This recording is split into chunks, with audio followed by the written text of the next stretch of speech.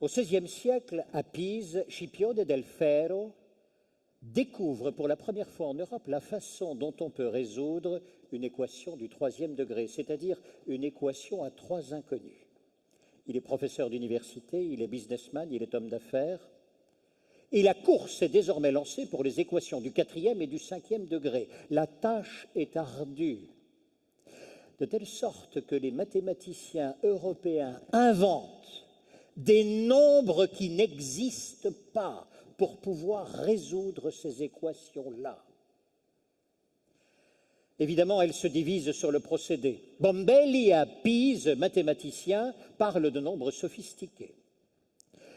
Descartes s'en empare, il les apprivoise et parle de nombres imaginaires. Autrement dit, après la Renaissance, en Europe, nos mathématiciens ont fait comme les poètes, ils ont fait comme les artistes, ils ont inventé ce qui n'existait pas. Avec de l'impossible, ils ont ainsi résolu une partie de notre monde. Leurs héritiers aujourd'hui travaillent sur l'intelligence artificielle. Ils y travaillent, ils la construisent, et l'un des plus grands mathématiciens de son époque travaille également dessus. Un jour, l'intelligence artificielle pourra-t-elle faire ce que l'homme sait faire de mieux? De l'à peu près et du sourire, se tromper et aimer. Un mathématicien de son époque travaille sur cette question, d'abord parce qu'il a cette compétence de physique mathématique, mais également parce que c'est un passeur de savoir. Cédric Villani est enseignant-chercheur à l'Université de Lyon. Il est également député de l'Essonne, parce que, dit-il, l'esprit scientifique manque si souvent aux hommes de pouvoir. Alors, Cédric Villani est également médaille Fields 2010.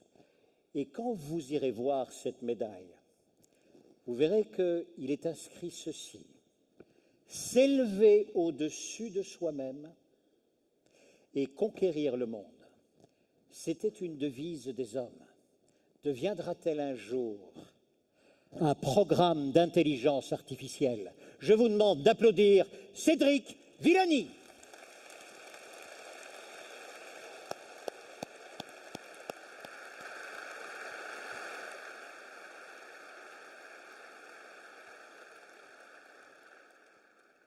Bonjour, c'est un plaisir et c'est un honneur de m'exprimer devant vous sur un thème d'actualité et de parler de choses en ébullition, en évolution, et se poser la question ensemble, à quoi ressemblera l'intelligence du futur? Dès qu'on se mêle de prédire les choses, que ce soit pour un individu, pour une théorie ou pour une société, que c'est difficile. Et quand on regarde en arrière, on s'aperçoit qu'il y a eu de grandes surprises, des coups de théâtre et des choses qui sont revenues, qui se sont réinvitées sans qu'on les attende. Ça marche pour la société, ça marche pour les individus. Et quand je regarde ma propre trajectoire, ça marche très bien. Je vais commencer à vous parler de quand j'étais adolescent. Un adolescent fort timide, ma foi, amoureux des livres et passant beaucoup de temps à lire. Pas mal de temps en compagnie de passeurs de sciences, avec mes héros de l'époque certainement, Stephen Jay Gould, le grand biologiste, Douglas Hofstadter, le maître de la présentation mêlant harmonieusement l'artistique et le mathématique. J'ai lu et relu. Dans les années 80, je faisais partie de la faible proportion de Français qui, grâce aux traductions des ouvrages de Hofstadter, ont entendu parler d'Alan Turing, bien avant qu'il ne revienne sur le devant de la scène à grands coups de films hollywoodiens. Et c'était passionnant la façon dont Hofstadter parlait de tous ces mystères liés aux premiers travaux sur l'intelligence artificielle réalisés par Alan Turing, à l'interrogation sur ce que c'est que la conscience le libre arbitre, le choix. Intelligence, qu'est-ce que c'est? Il y avait des exemples de programmes, il y avait du langage. Et puis, ça faisait partie des émerveillements qui m'ont poussé à continuer et à aller en sciences. Et plus tard, je me suis retrouvé à faire de la mathématique, mais pas du tout comme c'était prévu au départ. Pas du tout dans les directions des Hofstadter ou des autres auteurs qui m'avaient fasciné. À 18 ans, ma grande passion, c'était l'algèbre, la résolution des équations et les structures sous-jacentes à leur résolution. 2 ans plus tard, l'algèbre, je n'en avais plus grand-chose à faire. C'était devenu l'analyse et la physique mathématique, alors que je n'étais pas du tout un physicien dans l'âme durant mes années de lycée. Pas du tout cette sensation, ce sens physique qu'ont certains et qui leur permet de bien sentir les ordres de grandeur, les forces en intervention. Non, c'était la physique vue à travers le prisme mathématique. Et je me suis engouffré là-dedans et j'ai trouvé ça passionnant. Pour un scientifique qui se lance, le passage le plus important, certainement le moment initiatique, c'est la thèse. Vous commencez votre thèse, vous ne comprenez rien à l'affaire. Votre directeur de thèse vous pose des questions, vous ne comprenez même pas ce que ça veut dire. On vous donne des références à lire dont pas une n'est accessible. Et vous avez 3 ans. Au bout de 3 ans, si la thèse est arrivée à son terme, vous serez devenu le meilleur expert du sujet précis qu'on vous a demandé de creuser. Vous aurez appris à ordonner des centaines de références, à trouver les bons concepts, à trouver des choses cachées qui sous-tendent les phénomènes qui vous intéressaient. Ça m'a passionné et j'ai continué. Et je me suis retrouvé à explorer différents phénomènes de physique mathématique, en particulier la stabilité dans les plasmas. Plasma, c'est un gaz dans lequel vous avez comme arraché les électrons des noyaux. Tous ces électrons se retrouvent à interagir les uns avec les autres. Et comment prédire les propriétés de cette espèce de soupe de noyaux et d'électrons? Et avec des collaborateurs extraordinaires, j'ai eu la chance de découvrir des lois cachées derrière ces effets de stabilité. Pas de découvrir un nouveau phénomène, mais trouver une nouvelle explication à un phénomène déjà connu et trouver un objet qui n'existe pas dans un certain sens, mais qui sous-tend ce phénomène. Trouver de l'inconnu. Je trouvais ça fascinant et il y avait derrière plein de domaines mathématiques qui se rejoignaient. Analyse, probabilité, statistique. J'ai tâté de la géométrie. C'était encore bien loin des aventures d'intelligence artificielle que je lisais dans les ouvrages de Hofstadter à mon adolescence. Et quand l'un de mes collègues, à un moment, proche collaborateur, se lance dans le sujet d'intelligence artificielle, je lui dis « Mais tu es sûr de toi? Le sujet n'a guère avancé depuis les années 80. C'est assez mou. Ça ne semble pas être une direction d'avenir. » Ah, quelle erreur de ma part! Quelques années plus tard, l'intelligence artificielle allait se retrouver partout. Grâce à des progrès considérables dans notre mode de vie, dans notre technologie, et puis des changements dans notre mathématique. D'abord, les révolutions qui sont venues avec cet amoncellement considérable de données qui s'est mis à faire partie de notre vie. On a vu, on a connu cette montée exponentielle des données avec la capacité des systèmes de stockage qu'on utilisait depuis notre enfance jusqu'à maintenant. Mais aussi dans les quantités extraordinaires d'informations qu'on se mettait à recevoir par tous les canaux.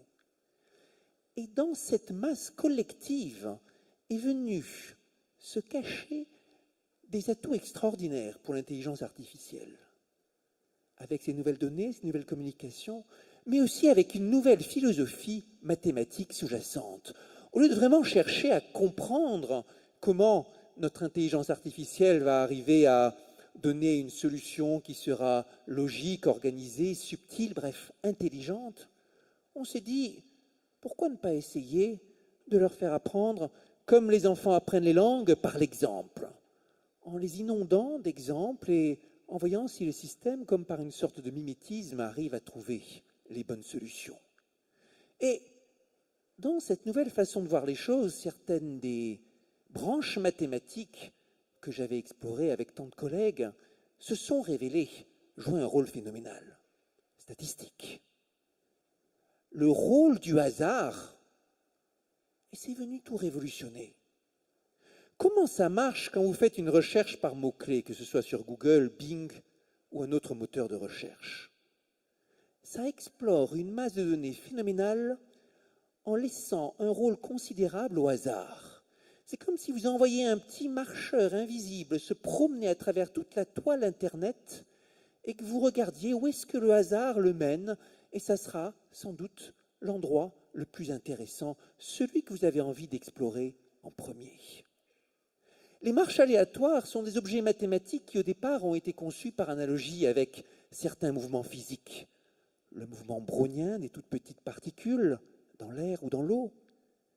Et ça servait à décrire le monde tel qu'il existait. Voilà qu'on l'utilise maintenant pour explorer le monde artificiel tel que nous voulons l'ordonner. C'est un exemple parmi tant et tant.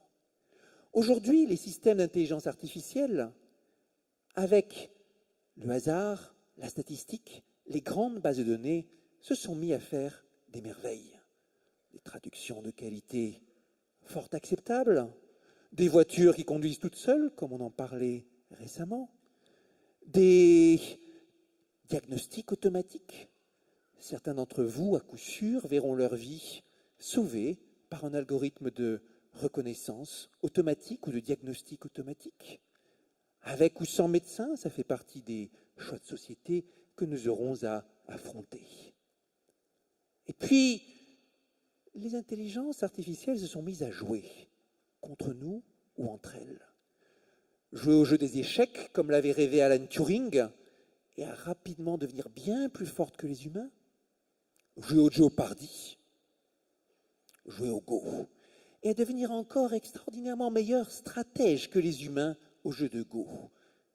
Et pourtant, cela se fait par imitation des parties des meilleurs humains, par apprentissage, et puis par un processus étonnant dans lequel la machine joue contre elle-même durant une durée extraordinaire, afin d'arriver à trouver, grâce au jeu du hasard encore et de la statistique, des solutions, des coups, des stratégies que les humains n'avaient pas prévues.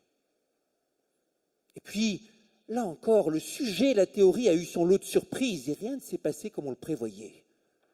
Si vous ouvrez un ouvrage d'intelligence artificielle maintenant ou une revue grand public, on vous parle très vite de réseaux de neurones profonds.